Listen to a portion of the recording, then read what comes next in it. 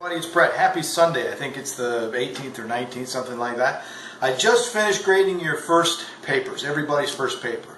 It took me a while. You're probably wondering what's taken me so long. And I'm sorry that it has taken me so long to do that. Please do know that it's very, very important to me that not only do I check boxes on the rubric that I use to grade the paper, but that I give you enough feedback in that so that you understand why the box was checked the way that it was and how to make your writing even better. And so because I do that, I take my time with that. It takes me a while to grade papers.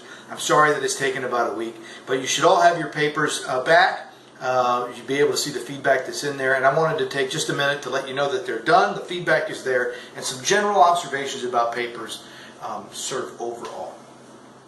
I think the best way to say the overall observation is to put it in terms of the way we organize our papers. Philosophy is no different than any other kind of writing in general, and what I mean is that the paper has to be very clearly organized so that it's without a doubt the reader knows exactly the way you as the writer have set up the paper, what's coming up, what the reader can expect. And so I want you to think of it like this, and if this is insulting, you've had this before, please don't take it as a personal insult, just as a refresher.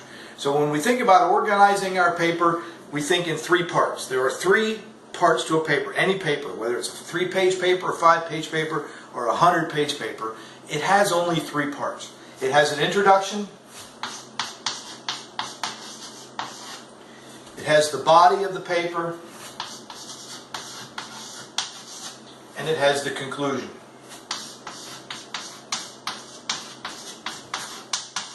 You know that already. Everybody knows that. Now let's be a bit more specific. Inside the introduction, especially in philosophy, is the most important thing that has to happen in the paper. You know what it's called. It's called the thesis.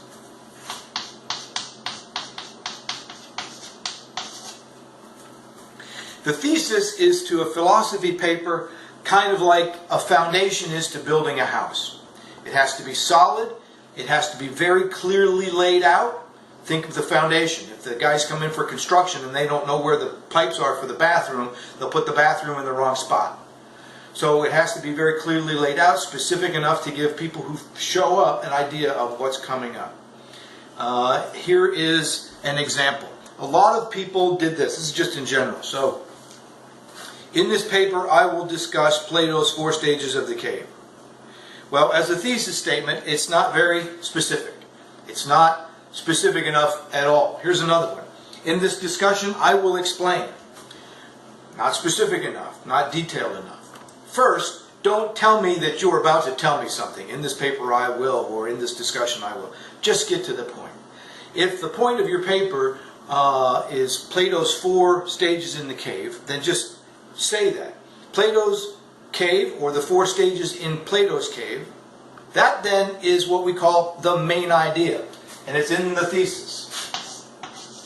The main idea. So my thesis is about, the main idea is about the 4 stages in Plato's cave.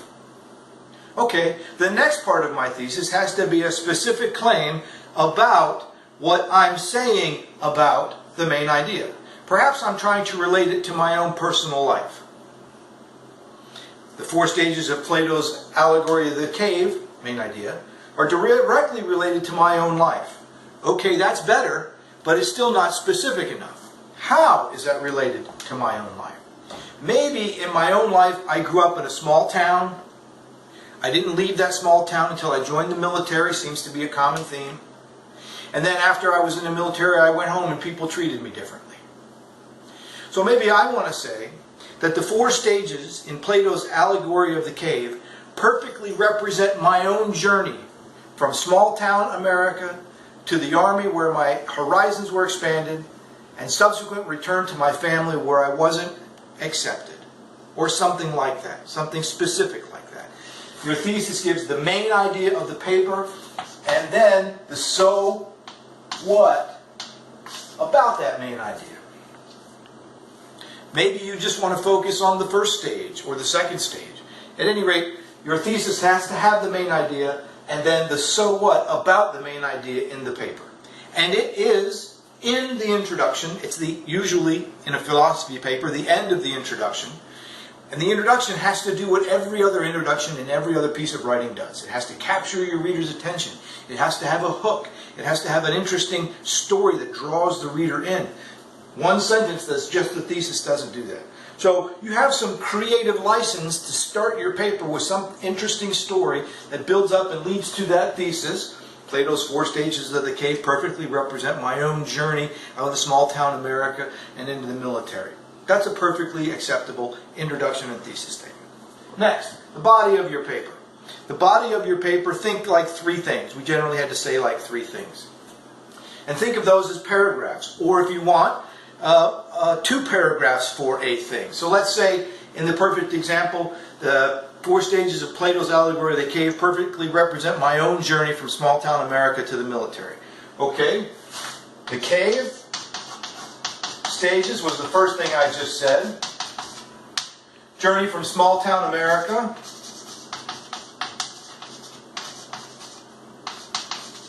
was the second thing I said. And then the military was the third thing I said. So here in this stage, Plato's cave stages, I'm going to talk about the 4 stages. The imprisonment stage. I'm going to talk about the turning around and seeing the fire and the object stage, or the free stage. The 3rd stage is climbing out of the cave, seeing the sun and getting knowledge. And the 4th stage is the return to the cave, or the responsibility. In this section of the paper, that then is all I'm talking about. The next stage of the paper, this paragraph here, I start my application, where I'm going to introduce these kinds of ideas to my small town America. Then I'm going to introduce these kinds of ideas to my military. At each place, you have a paragraph or 2 that is clearly organized itself. A paragraph here has to have a topic sentence. Topic sentence has to have the topic of the paragraph, and then what you're going to say about the topic of the paragraph.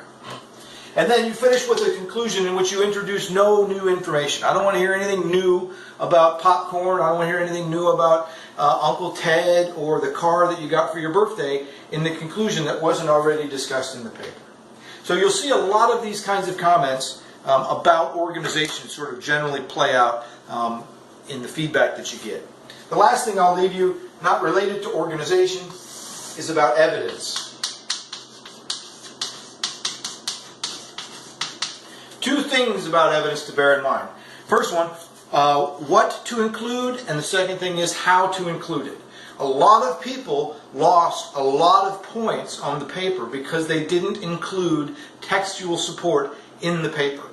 Read the rubric, and it's very clear, and if it weren't in the rubric, it would be clear anyway, because that's what good philosophical writing is, evidence in the paper.